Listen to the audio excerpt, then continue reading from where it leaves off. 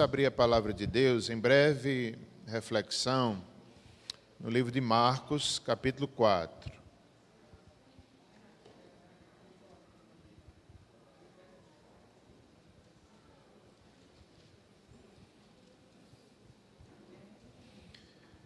Há tantas lições dessa parábola, a parábola do semeador. Marcos, capítulo 4, versos 10 a 20. Eu não vou falar exaustivamente, apenas quero chamar a atenção do verso 19, quando diz o perigo das ambições, o perigo, a fascinação das riquezas, que impede que demos frutos da palavra de Deus. Então, como hoje estamos falando em finanças, como hoje nós vamos ouvir relatórios financeiros, é importante a gente lembrar dessa advertência de Jesus. Todo fascínio, seja financeiro, seja projetos humanos, sejam planos humanos, cursos, metas, até mesmo trabalho, que é algo lícito, mas se for com ambição, se for se afastando de Deus, é pecado e nos faz ser uma terra infértil. E é uma advertência. O dinheiro tem seu lugar na vida, até mesmo na vida da igreja. A igreja, para ser organizada, precisa de finanças. E é uma bênção de Deus, a provisão, o pão de cada dia. Mas nós não podemos errar nisso. O foco nosso não é dinheiro. O foco nosso não é dinheiro, nem na vida pessoal, nem na igreja. Deus supre as necessidades, Ele é o dono do ouro e da prata, mas nosso foco nunca está nisso. Tanto é que, graças a Deus, esse ano, como vários outros, Deus supriu. Está tudo pago, as contas da igreja, louvado seja Deus. Temos desafios financeiros para 2020. Mas qual é a nossa maior... 2022. Qual é a nossa maior preocupação? É obedecer ao Senhor. É adorá-lo. É fazer o que Ele quer. E Ele mandará os recursos. Não é o contrário. Não é o contrário. Não é vamos planejar o que é que a gente vai fazer.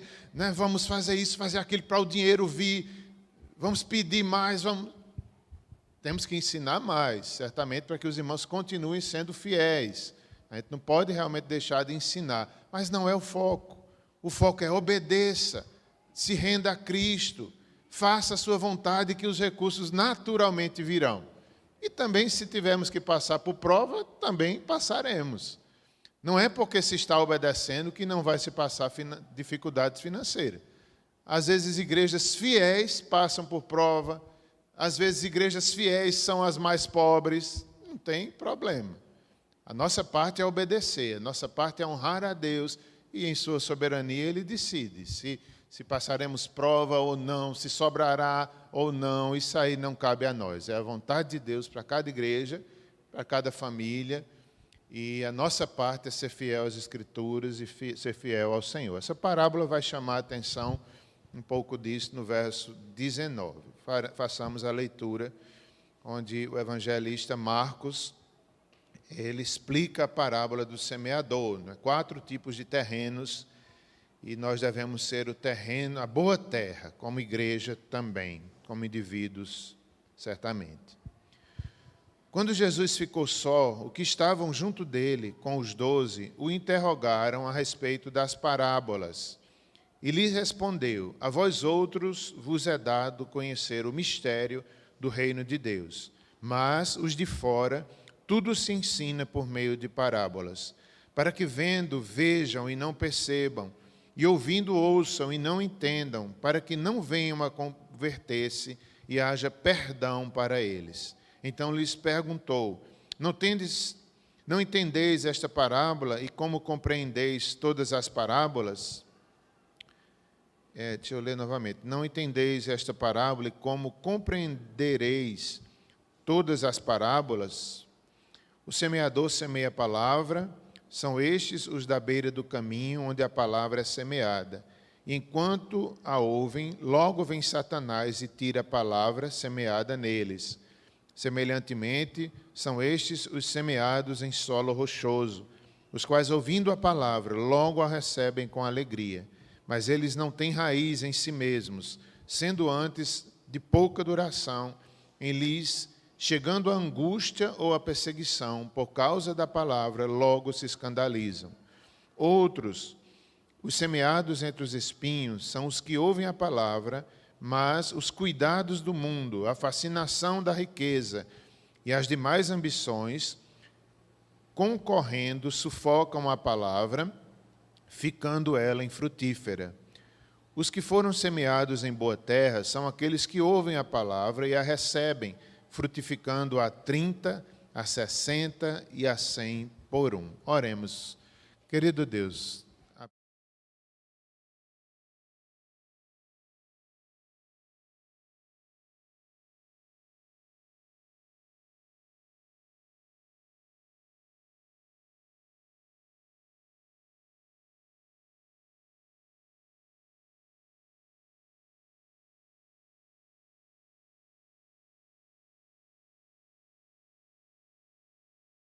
temos aqui a própria explicação de que essa parábola é uma chave para entender todas as outras. Essa parábola também, nós temos aqui explicado que muitos ouviam e não entendiam, e não tinham perdão dos pecados. Para os discípulos, Jesus falava com clareza, chamavam-os à parte, explicava, eles mesmos perguntavam. Até mesmo lá, pertinho da sua morte, ele fala claramente aos discípulos. E os discípulos dizem, já não falas por figura. E Jesus diz claramente a sua obra, o que fez, que ia para Jerusalém.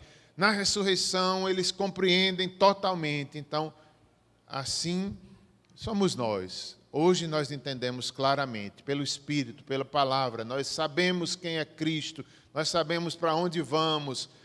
A Bíblia nos instrui a esse respeito. Não só as parábolas, mas como as profecias do Antigo Testamento, qualquer pregação, a gente só entende pela fé que Deus nos dá, a gente só entende porque nos é revelado. E aqueles que rejeitam, eles são condenados. Seja uma parábola naquela época, seja uma pregação hoje, seja uma leitura. Se você é crente, quanto mais você lê, você se edifica. Se você é incrédulo, você não entende. Esse é o efeito da palavra de Deus. O Evangelho, ele salva os que creem, ele condena os que rejeitam. Dentre as lições dessa parábola, nós temos aí no verso 19,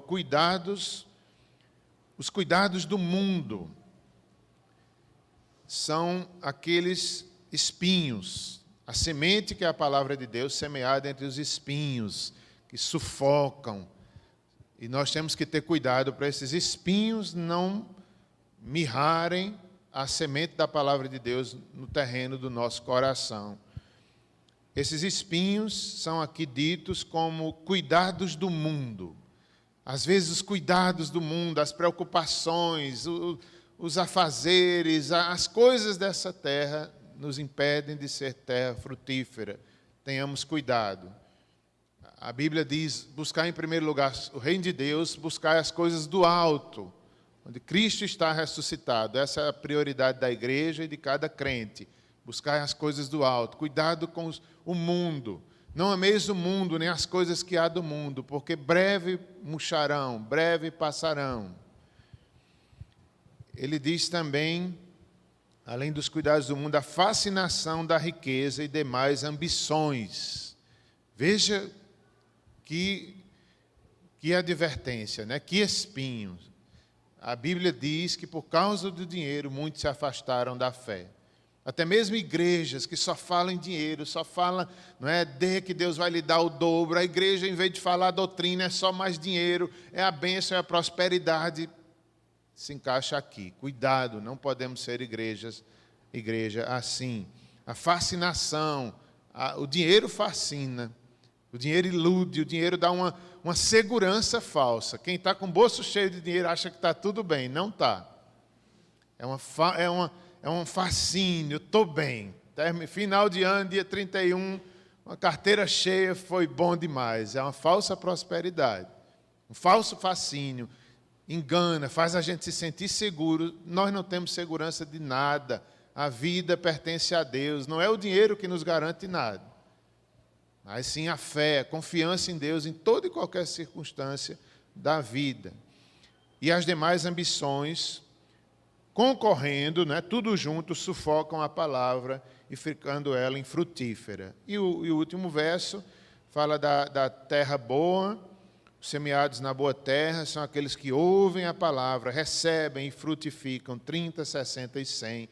Que sejamos assim, uma boa terra, e frutifiquemos conforme o Senhor nos permitir, seja 30, 60 ou 100 por um.